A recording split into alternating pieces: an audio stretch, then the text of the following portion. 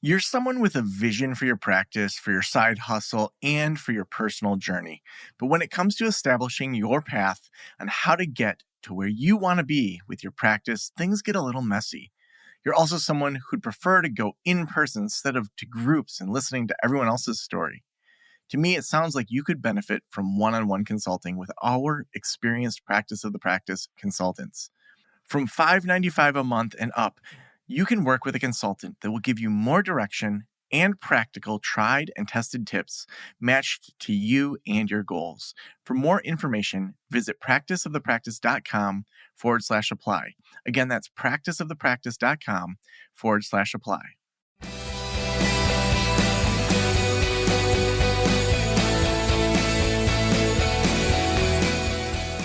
This is the Practice of the Practice podcast with Joe Sanok, session number 1204.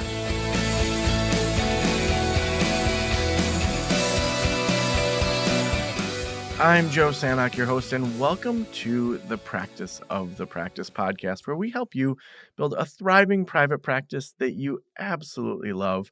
We want to have both sides of that. We want you to learn good business basics. We want you to learn kind of what it takes to run a business, but we also don't want you to kind of sell your soul in the process. We want you to be able to love it, to show up, and to just be able to do the work that you want to do. Just today I was watching this business TikTok about businesses that are, over $10 million. And the way this guy broke down some things for me really was helpful. He said, imagine that you are a company that makes cars. And, each day your company can make one engine, can make like 8 or 9 tires, can make, the frames of 6 or 7 bodies. He was talking about what are those biggest barriers for your growth. And in that situation, it would be you have to have an engine for a car. So if your company can't build more engines, then you can't build more cars. You can't scale. You can't grow. So it's pointless for you to go to, say, a conference about better tires or a conference about making better frames, and to find those things that really make it so you can't scale. And for me, that just stood out to me because, I think about kind of the 3 different areas this person was talking about. Was looking at your actual product, the inbound leads, and then the actual sales. And as I was thinking about practice of the practice, when people are in our membership communities or when they do consulting with us, they get such good results. Their minds are blown. They're like, oh my gosh, I wish I would have done this years ago. We have a ton of staff helping with all these different things. And so the product side isn't a problem for us. The sales side, a lot of the one-on-one consulting, I meet individually with people to decide which consultant is best for them. I'm probably at a 70 to 80% close rate by the time people decide. So sales aren't the problem. And then as I've met with the team, we've looked at, we got to work on inbound leads. So in 2025, we've been working really hard on, getting more listeners to the podcast. We've been also working on getting more people into our memberships, and to just have more people exposed to what we're doing. So if we identify that as, listen, we need to put most of our energy into that, that's going to help our business grow. So I wanted to just share that with you today, because it's just something I learned this morning and that to me really helped me think differently about maybe the things that are constraining my business from growing. And what I love about learning is that when we learn how to learn, then it helps us in a much different way. We can start to conceptualize things differently. We can synthesize these big things and bring it back to our team. We can evaluate ourselves and our own habits or neuroses. And today we're talking about pathological altruism, which I'm really excited to talk about with Barb Oakley. Barb is a distinguished professor of engineering at Oakland University in Rochester, Michigan. Her work focuses on the complex relationship between neuroscience and social behavior. She created and teaches Learning How to Learn, one of the world's most popular massive open online courses with over 3 million registered students, along with other popular top online courses of all time. Barb is a New York Times bestselling author who has published in outlets as varied as the Proceedings of the National Academy of Sciences, the Wall Street Journal, and the New York Times. Her book, A Mind for Numbers, has sold over 1 million copies worldwide. Barb, welcome to the Practice of the Practice podcast. Oh, Joe, it's so good to be here. And I love talking to another Michigander who is also just doing things worldwide. I'm just so fascinated in like the courses you've done, the books you've written. We'll get into kind of the idea of pathological altruism, but when you think about online learning, take me into that world. How did you get into online learning? How did you come up with the idea of learning how to learn? I mean, one of the world's most popular courses. Like, how did you have that idea, and what was that process like? Well, back in the day, I was volunteering in Pontiac and trying to help them improve their math education in elementary schools. And it was a little difficult in that oftentimes university professors who do any work in K 12 are often encouraged to only work at a high school level. And I mean, it's like that's closest to college, and it's sort of, uh, I think there's a bit of elitism as well. And but where it's all really at is in that K5 area. That's where you can super make a difference long term in lots of kids' lives. And what I found was that the kids in Pontiac were absolutely terrific, but they often just had never gotten any training or insight or coursework whatsoever in how to learn effectively. I mean, isn't it bizarre that students will take from 8 to 18 years of education and we never give them a single course on how their brain learns?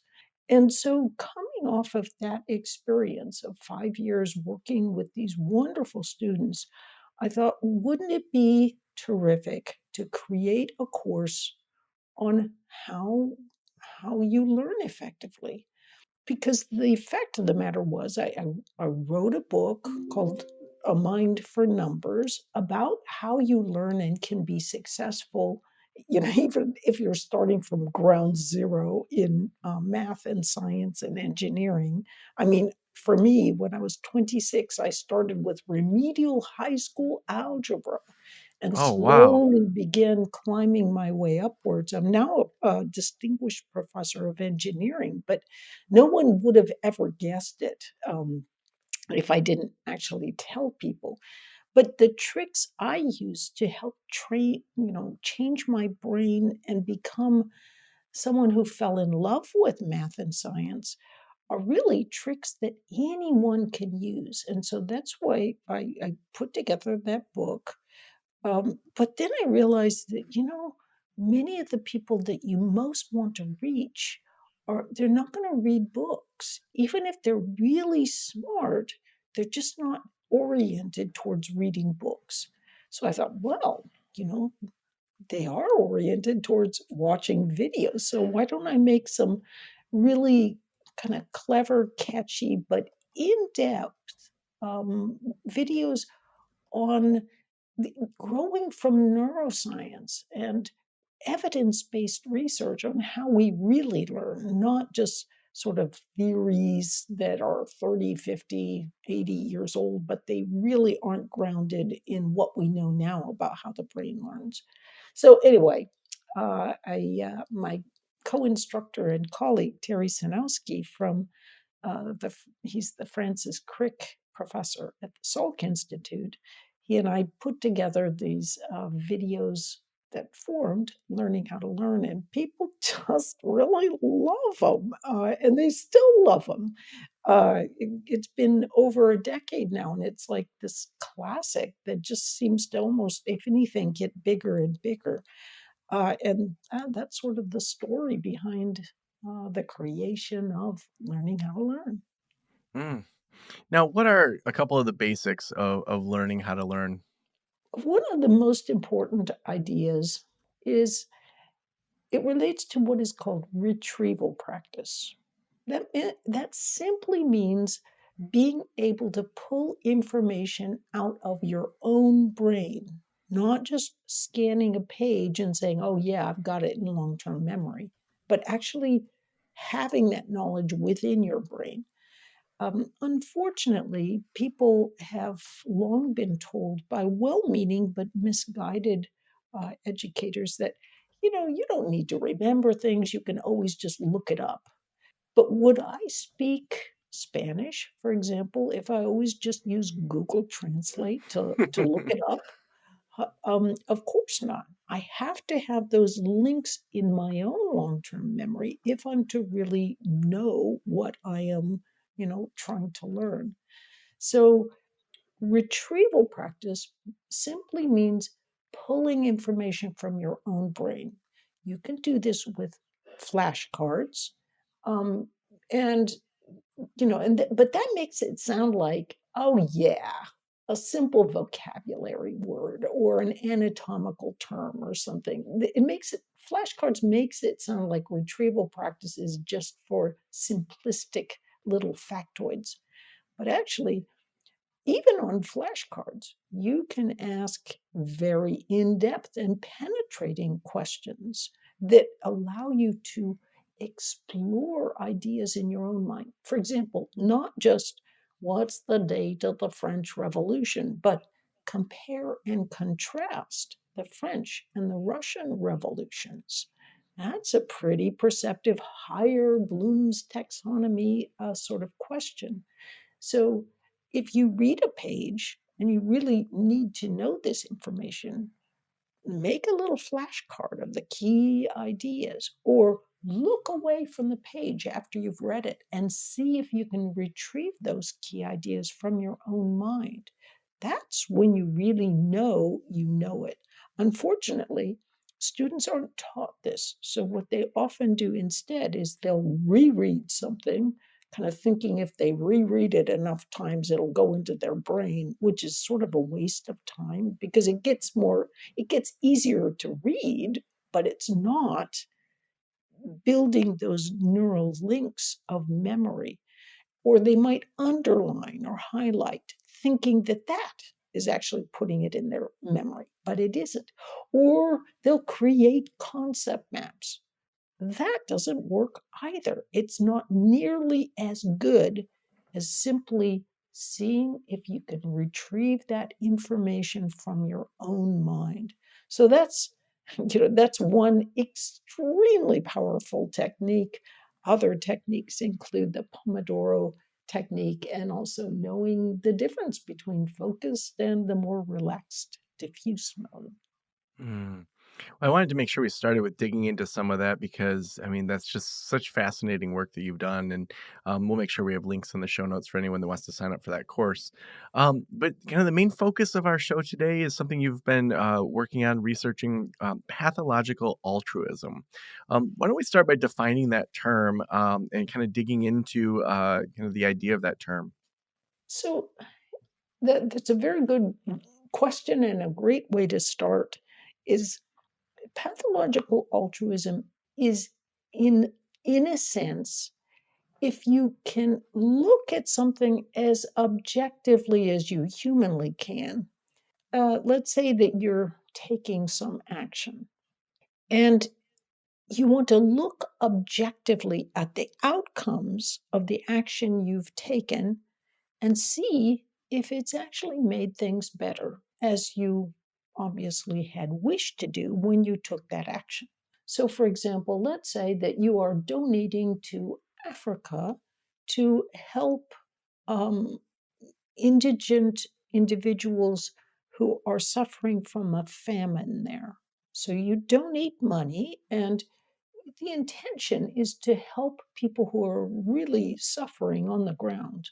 But what the outcome can be is that actually that money can end up going into the hands of warlords who are using it to, to perpetrate more war in the area.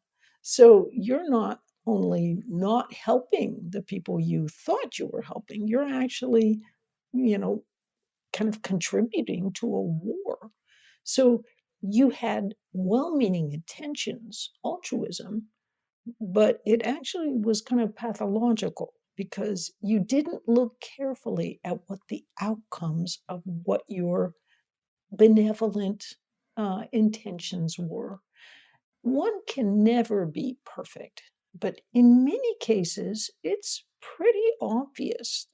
For example, let's say your brother is an alcoholic and he comes and begs you for some more money that he promises he will never use. He's not going to use it to buy any alcohol. And then, of course, as soon as you give it, you give it to him to help yourself feel better and of course to help him feel better, but the first thing he does is go off and drink it away and even worsen his alcoholism.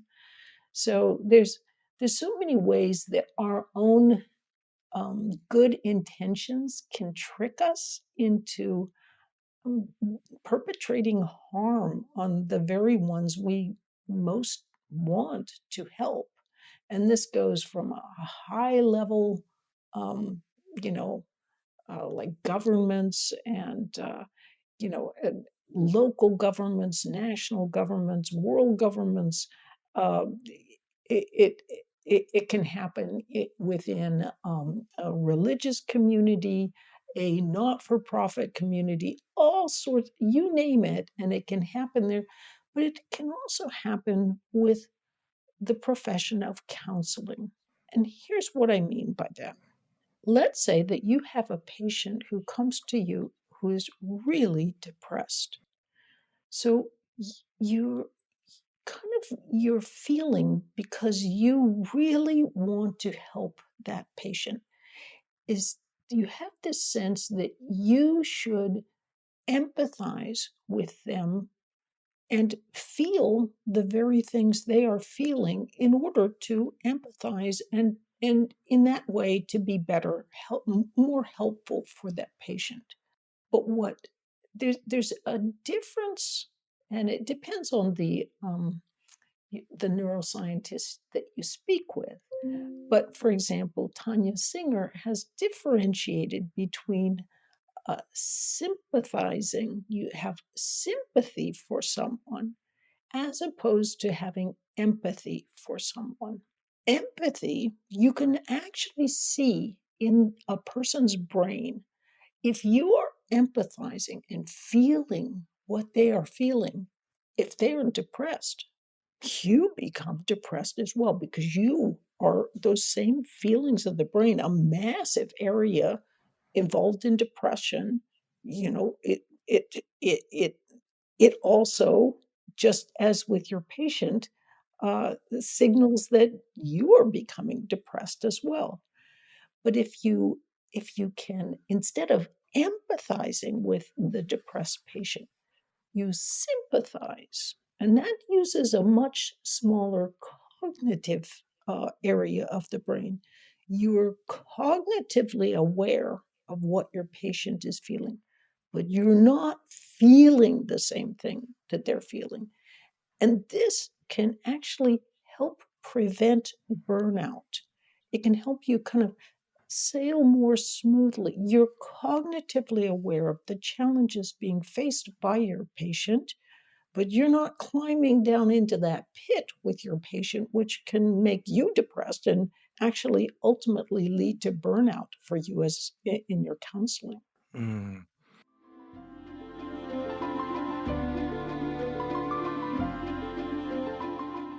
As a therapist, I can tell you from experience that having the right EHR is an absolute lifeline.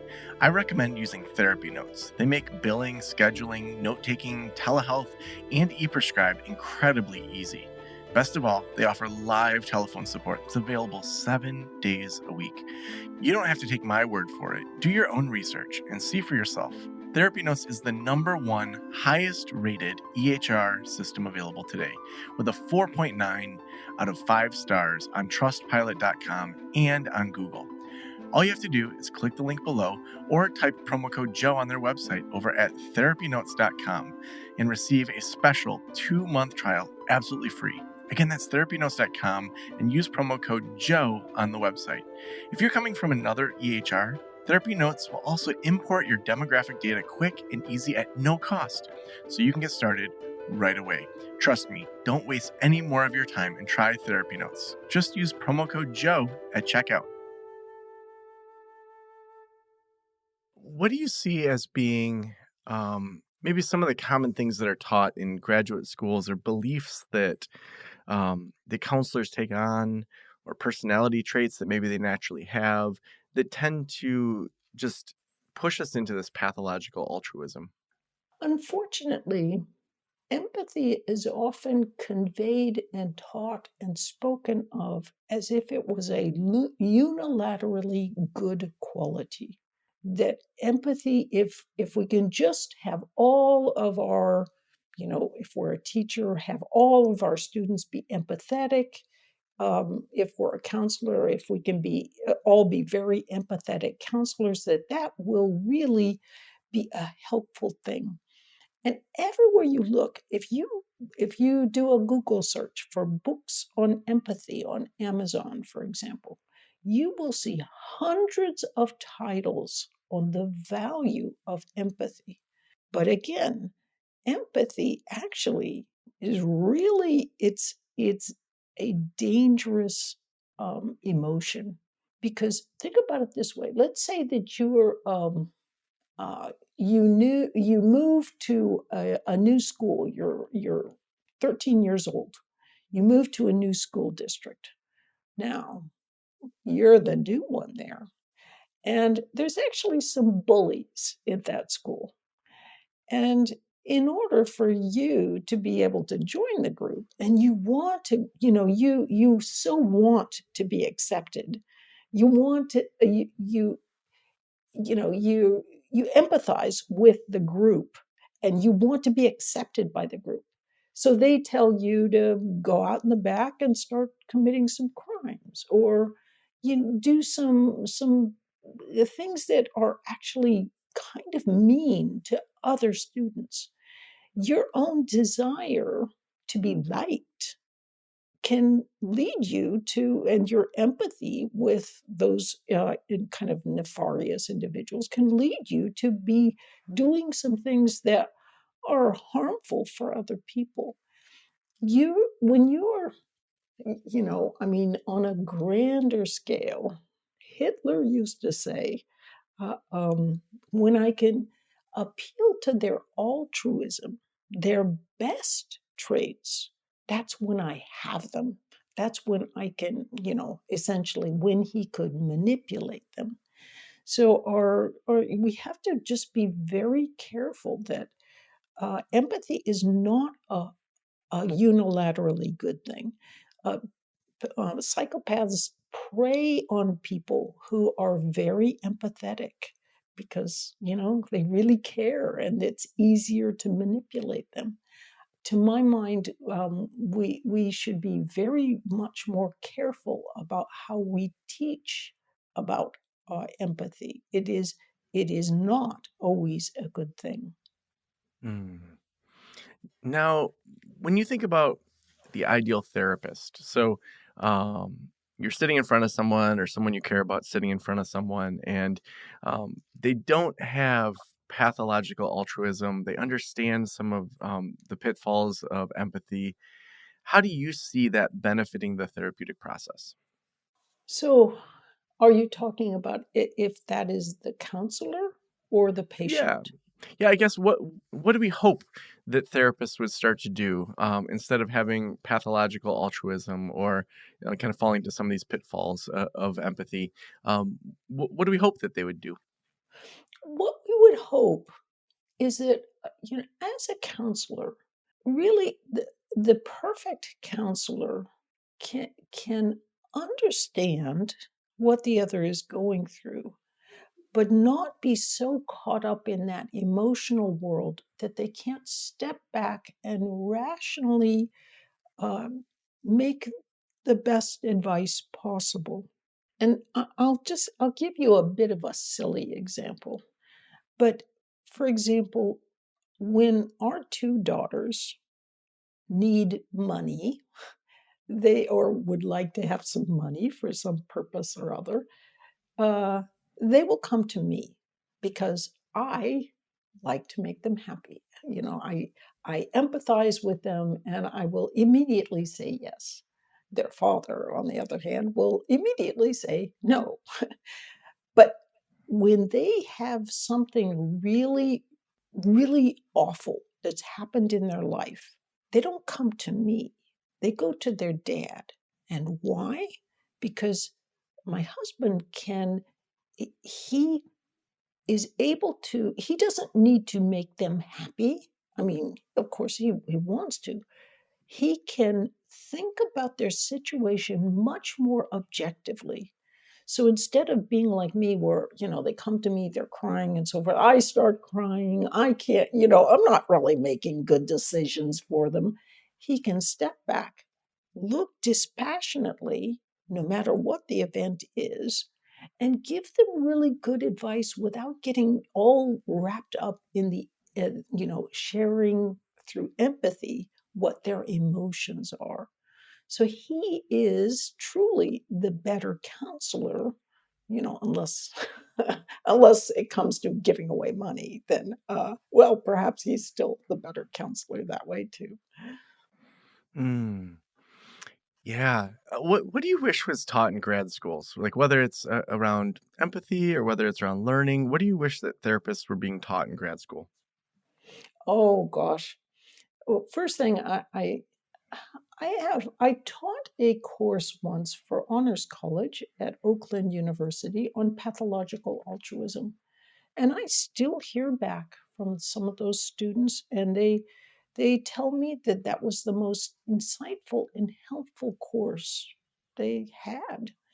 And so I do think that a course that allows counselors, nurses, doctors, even to kind of reflect on when is helping really helping, and when is it making you feel good, but not actually having the outcome that you really want.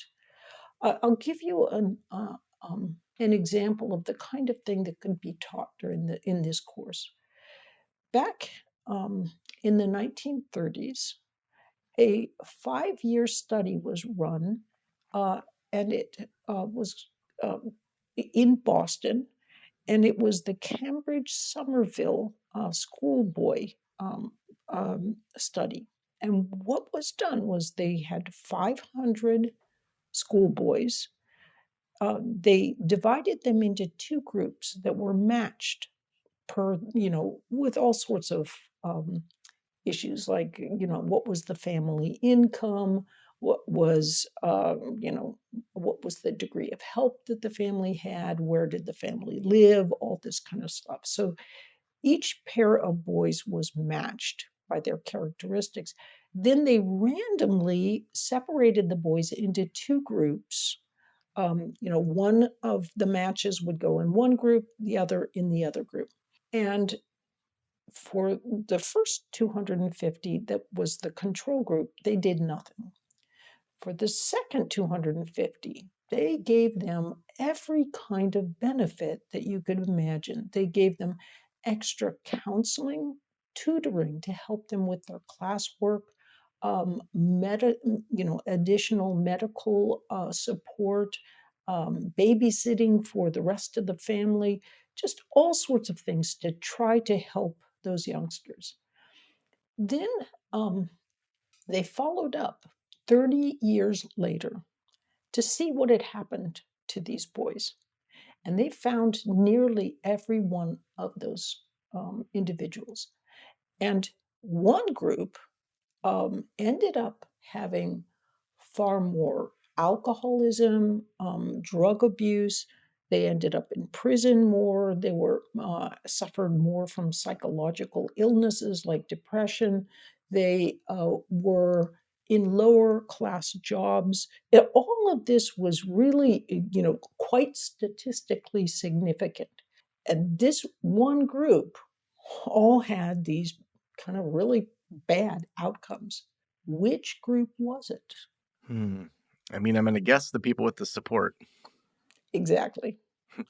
And it was difficult for them to even find out that this was what happened because they so didn't believe it. They were so sure that their intervention was going to have a positive outcome that at first they weren't even looking for negative outcomes because they were sure that there would not be any.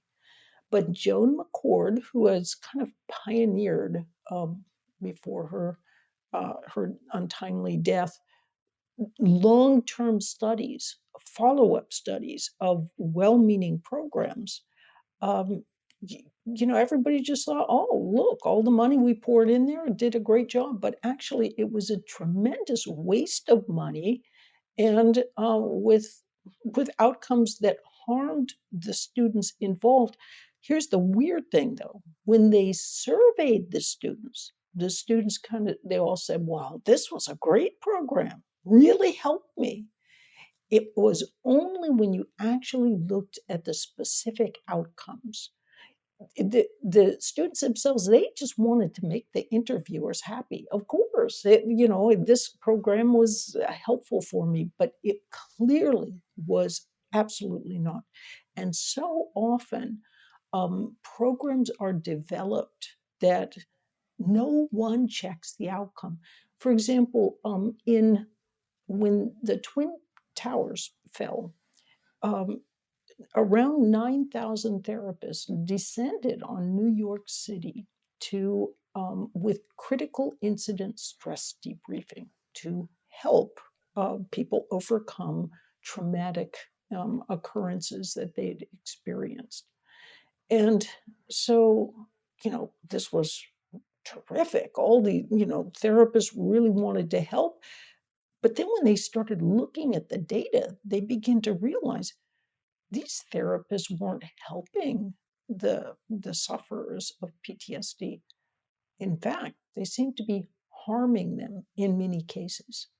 And as it turns out, no one had ever really gone and checked critical incident stress debriefing in a careful, controlled way to see whether or not it truly was effective. And it just everyone assumed that, it's we've got good intentions, it's got to be good, but it wasn't. So Hmm. oftentimes, it's very important to be aware that people who are doing studies in therapeutic methods can sometimes have their own vested interests, or simply they strongly believe that their approaches are truly helpful, and so that they don't look carefully to see what the reality is. And Hmm. looking at issues from the perspective of pathological altruism means really trying to play devil's advocate sometimes and see what truly is helpful. Mm-hmm. It reminds me of, I did in school and in home therapy for years with community mental health and wraparound programs, things like that. And some of those were very evidence based. Other ones, it was really left up to the therapist to kind of intuitively figure out what the family needed with, obviously in conjunction with the family.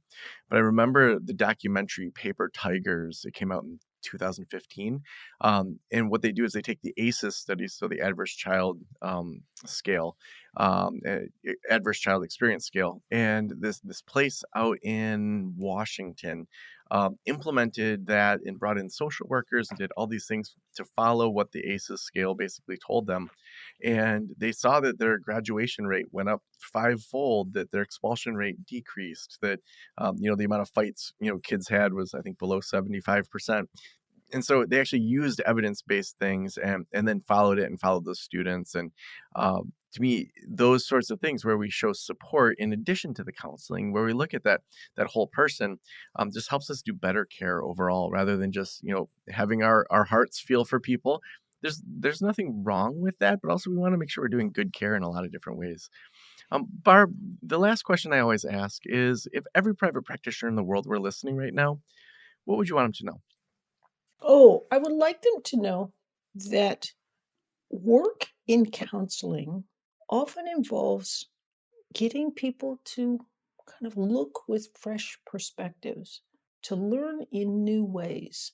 And it turns out that this new learning allows the new neurons that are being born in our hippocampus every day to survive thrive, and grow. And these new neurons have special qualities. They not only help you learn better, whether you're 5 years old or 85 years old, they actually help you feel better. So, great therapy is a wonderful thing because it can boost the spirits of all those who you work with. Mm. So, despite our talk of pathologies of altruism, that's like the word to the wary. It's therapy is an amazing, amazing field, and it does a great deal of good. Mm. So awesome. If people want to follow your work, if they want to sign up for your course, where can we send them? Oh, just go to my website, barbaraoakley.com, and you'll see the book Pathological Altruism, and there's a paper in the Proceedings of the National Academy of Sciences on pathological altruism. And there's also a thriller about a killer called Cold-Blooded Kindness, which has some very interesting information in the end notes. And then there's lots about learning. Mm. So awesome. Well, Barb, thank you so much for being on the Practice of the Practice podcast. Thank you.